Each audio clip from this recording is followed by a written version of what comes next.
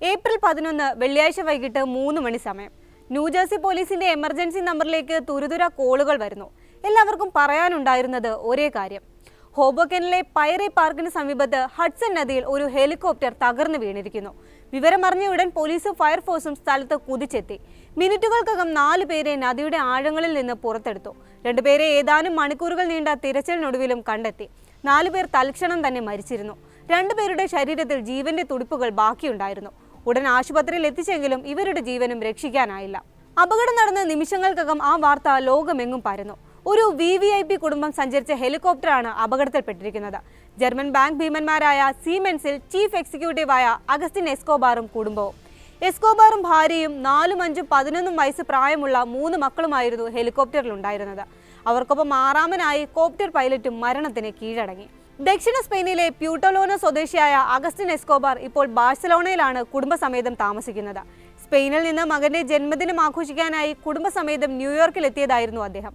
എന്നാൽ അത് അവരുടെ ഒന്നിച്ചുള്ള അവസാന നിമിഷങ്ങളാകുമെന്ന് ആരും കരുതിയില്ല.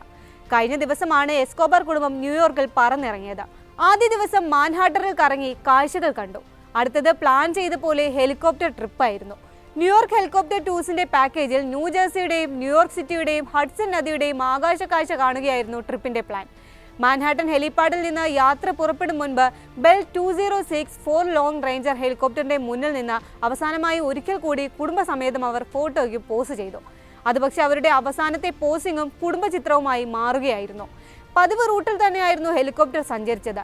സ്റ്റാച്യു ഓഫ് ലിബർട്ടി വലം വെച്ചായിരുന്നു തുടക്കം. തുടർന്ന് ഹഡ്സൺ നദിക്ക് മുകളിലൂടെ ജോർജ് വാഷിംഗ്ടൺ ബ്രിഡ്ജ് വരെ പോയി.